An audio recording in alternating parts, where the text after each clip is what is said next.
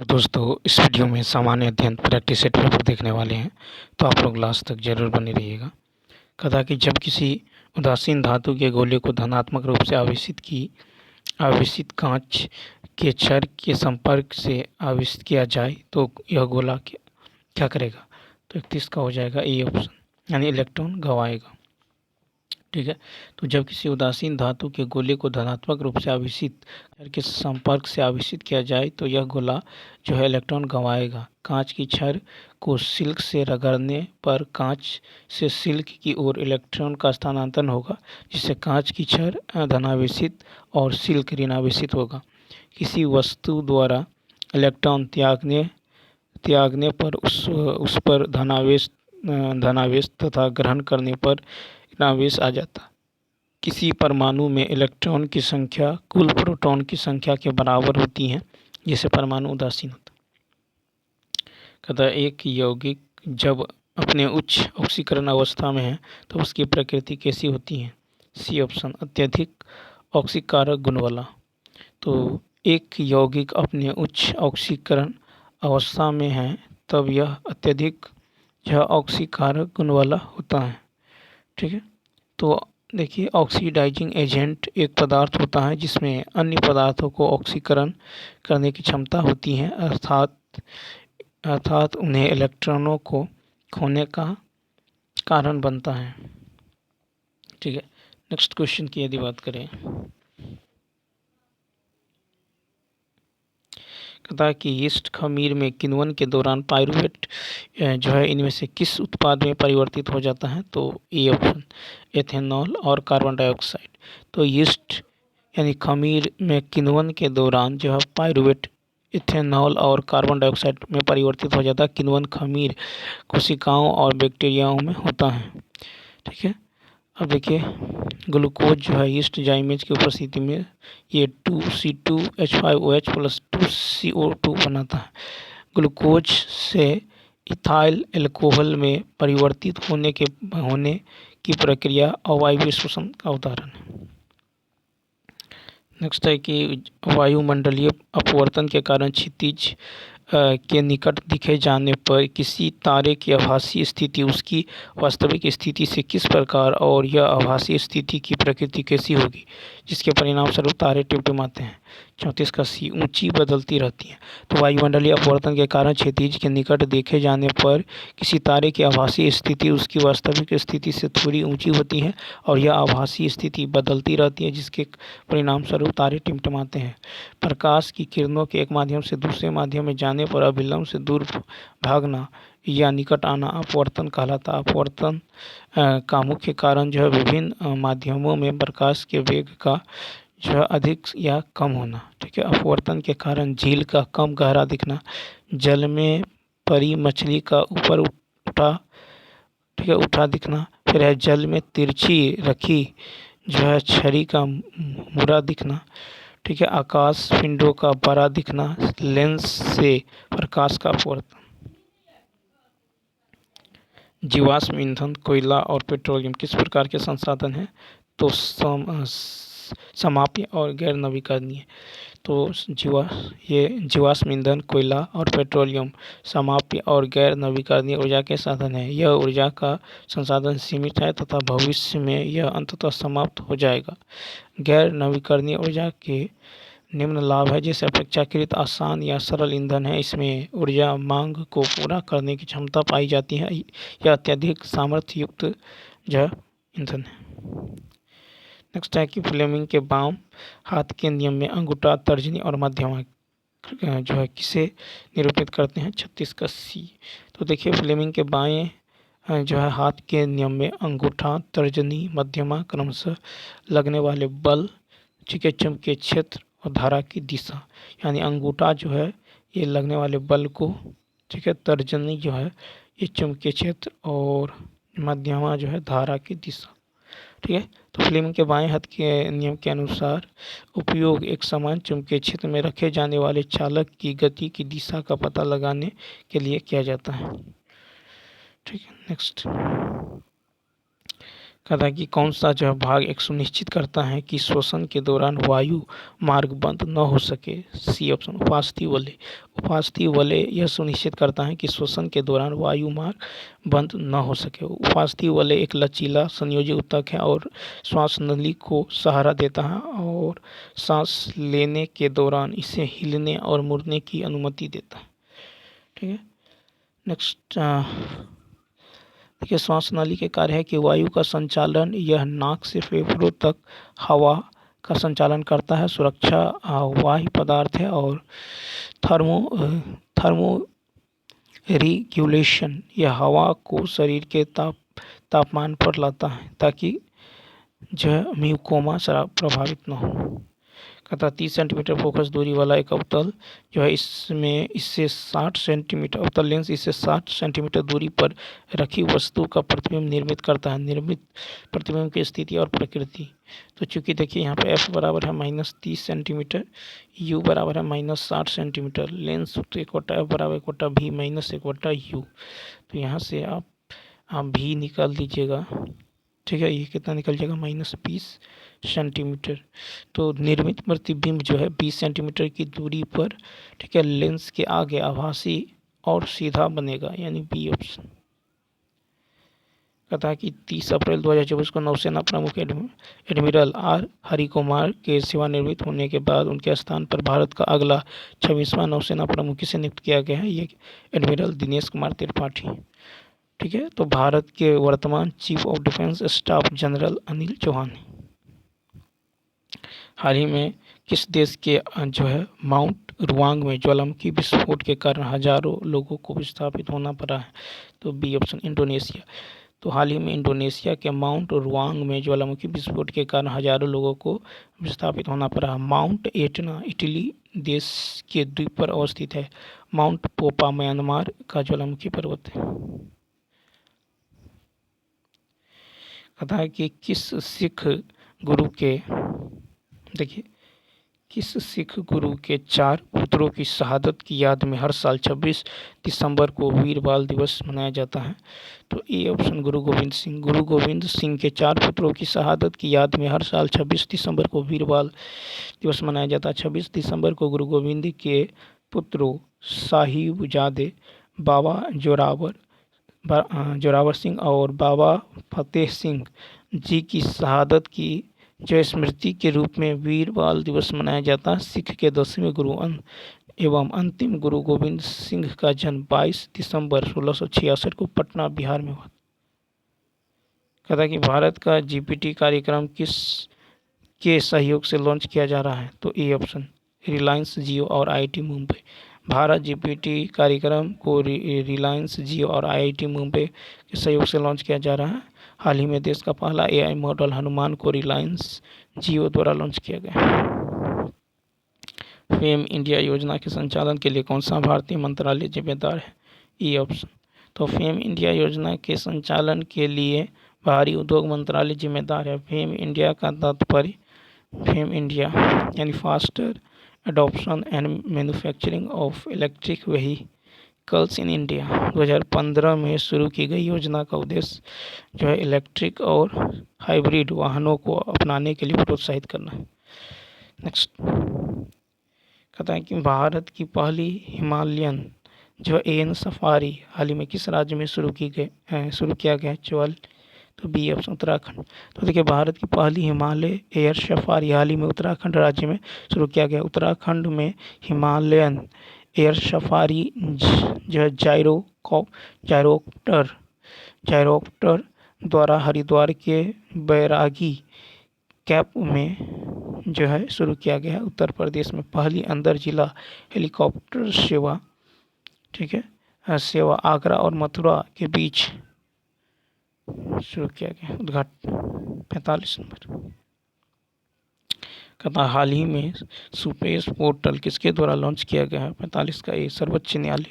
तो हाल ही में सुपेस पोर्टल जो है सर्वोच्च न्यायालय द्वारा शुरू किया गया। भारत के मुख्य न्यायाधीश ने न्यायिक प्रणाली को एक आर्टिफिशियल इंटेलिजेंस आधारित पोर्टल सुपेस लॉन्च किया है, जिसका उद्देश्य है न्यायाधीशों को कानूनी जो है शोध में सहायता करना।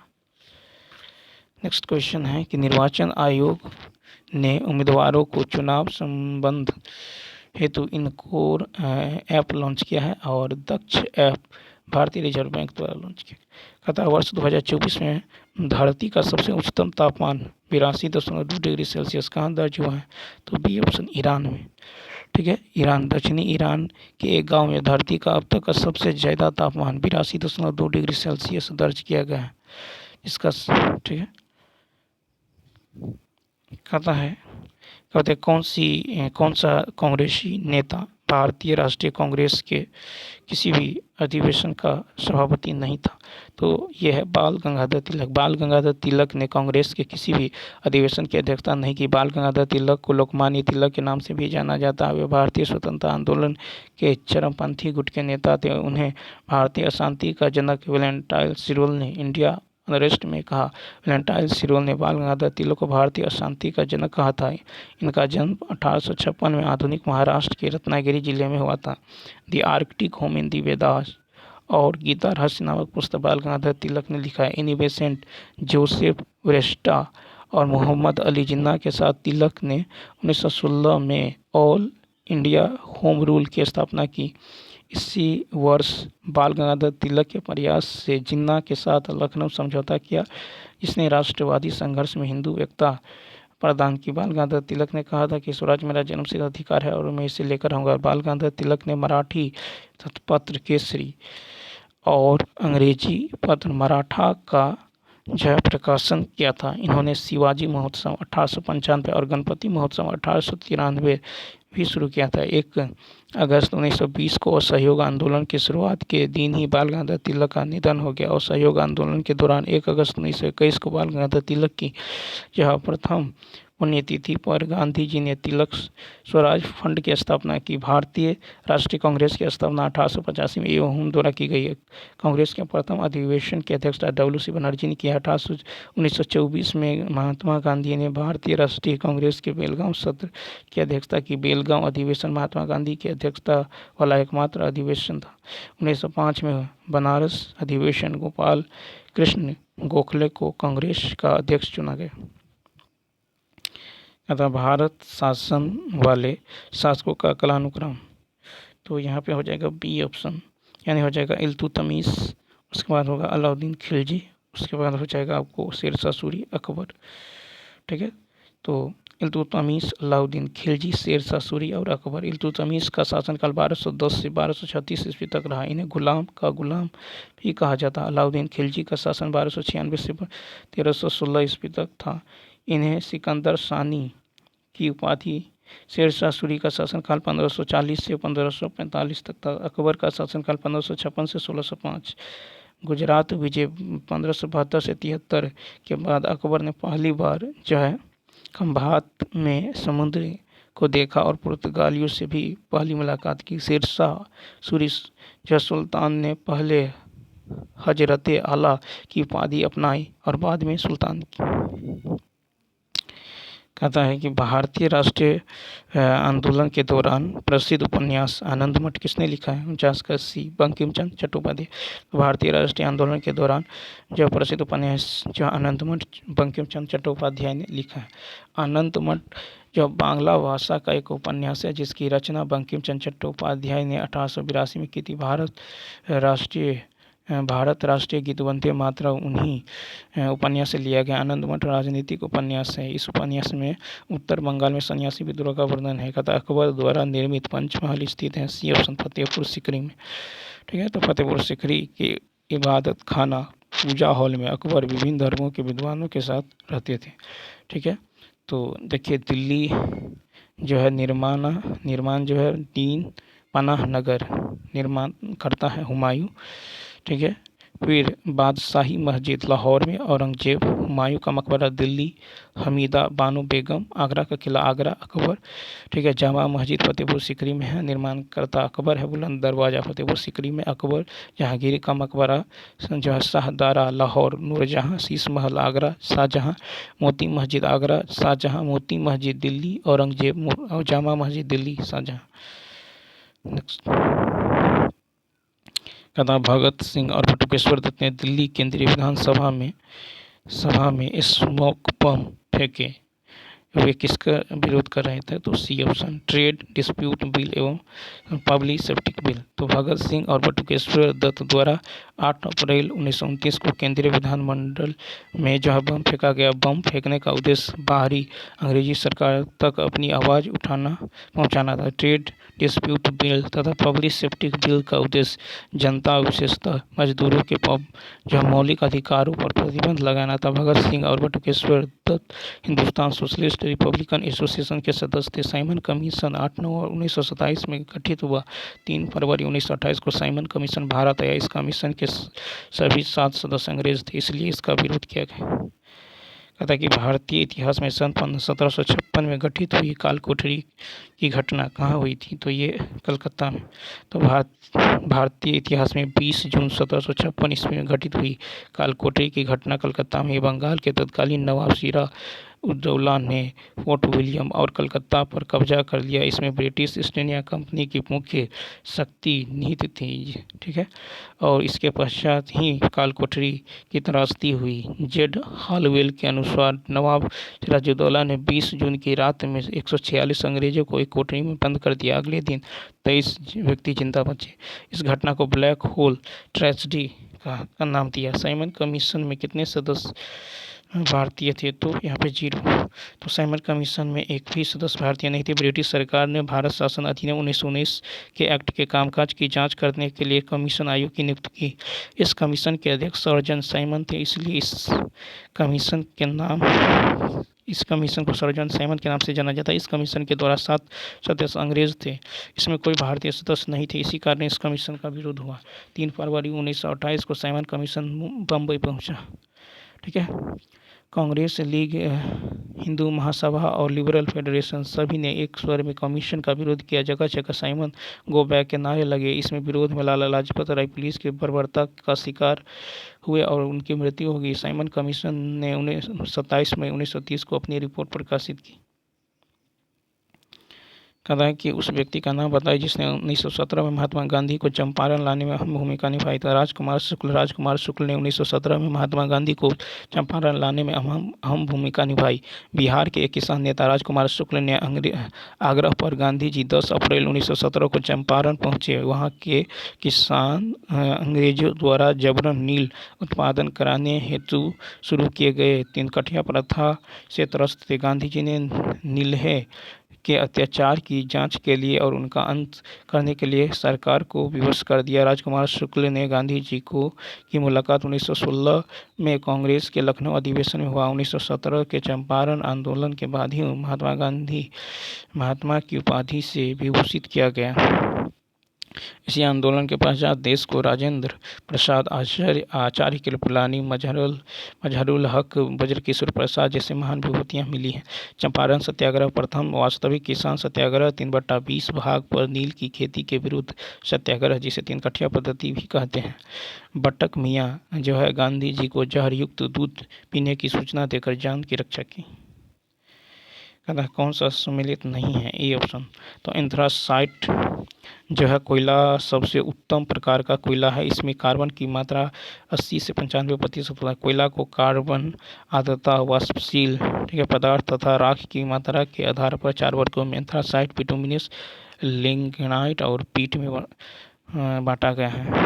एंथ्रासाइट कोयला काला और चमकीला होता है, आर्द्रता बहुत कम होता है, इसे शीघ्रता से जलाया नहीं जा सकता। एंथ्रासाइट कोयला एक बार जलाने पर काफ़ी देर तक जलता रहता है और अत्यधिक ऊष्मा देता है। बिटुमिनस कोयला में 60 से 80% तक कार्बन होता है, इसमें वाष्पशील पदार्थ सबसे अधिक होता है। बिटुमिनस कोयला मुलायम होता है, इसका रंग काला, गहरा भूरा, ठीक है, और कुछ नमी का अवशेष होता है। लिग्नाइट कोयला रंग भूरा होता है, इसलिए इसे भूरा कोयला भी कहते हैं। इसमें 40 से 55% कार्बन होता है। पीट कोयला जो है वनस्पति के मौलिक रूप का थोड़ा सा परिवर्तित रूप है। इसमें कार्बन की मात्रा 40% से कम होता है। पीट कोयला में नमी की मात्रा बहुत अधिक होता है। यह लकड़ी की भांति जलता है तथा अधिक धुआं देता है।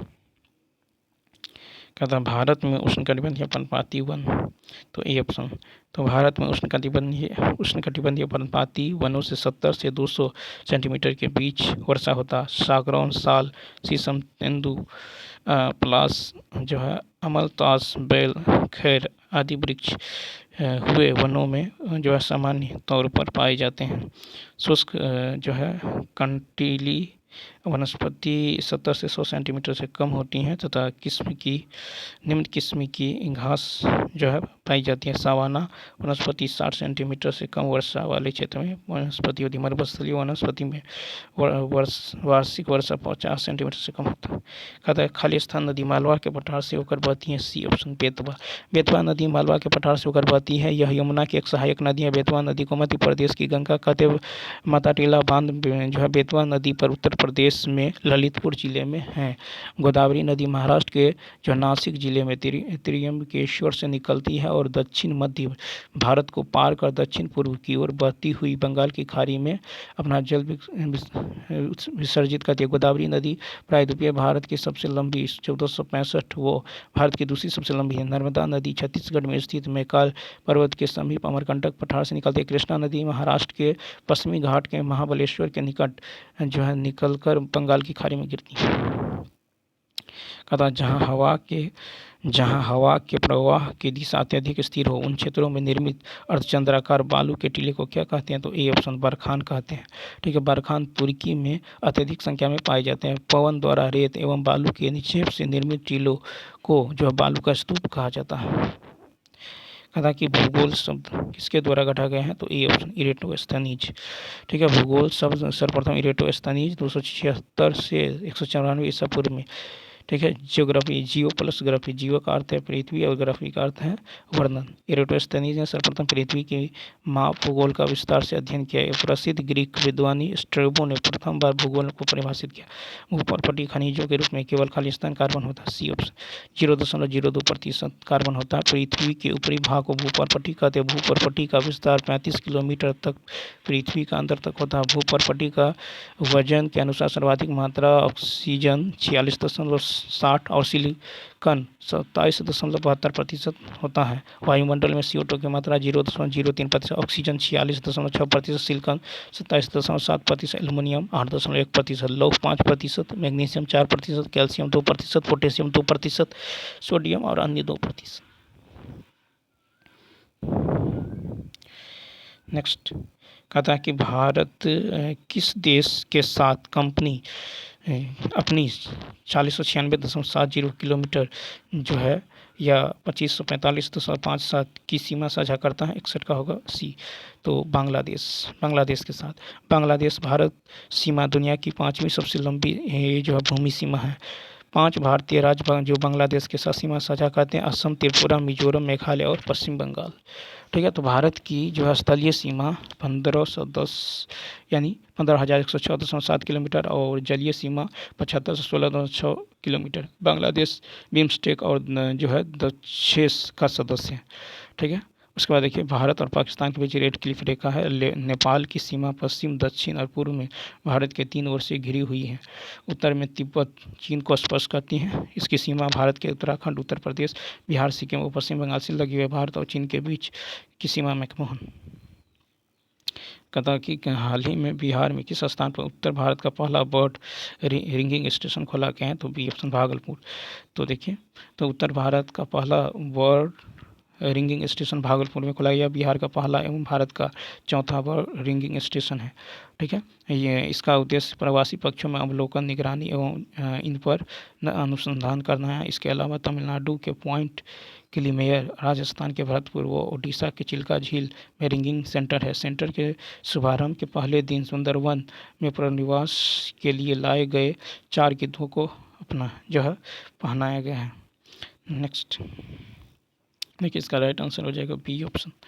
ठीक है, बी ऑप्शन हो जाएगा। उसके बाद नेक्स्ट क्वेश्चन देखिए, यहाँ पे 64 का राइट आंसर हो जाएगा ई ऑप्शन। ठीक है, क्या हो जाएगा? E option. इसमें जो इसका राइट आंसर 2 होगा और 65 का जो राइट आंसर होगा बी ऑप्शन हो जाएगा। 66 का जो राइट आंसर होने वाला है ये हो जाएगा सी ऑप्शन, 1 और 7 हो जाएगा। ठीक है, कितना होगा? 1 और 7 हो जाएगा। ठीक है, तो उसके बाद देखिए, यानी पूरे आयतन में से आप 1/3 पाई स्क्वायर से घटाएंगे। फिर देखिए यहाँ पे 67 का ई हो जाएगा, यानी इसका आंसर क्या होगा? तो 1392 हो जाएगा।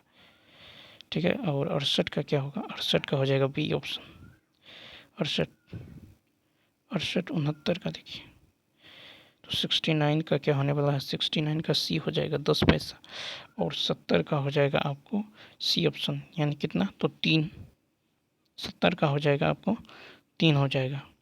ठीक है, तो चलिए दोस्तों, इस वीडियो में इतना ही। यदि वीडियो अच्छा लगा हो तो लाइक शेयर और सब्सक्राइब करना।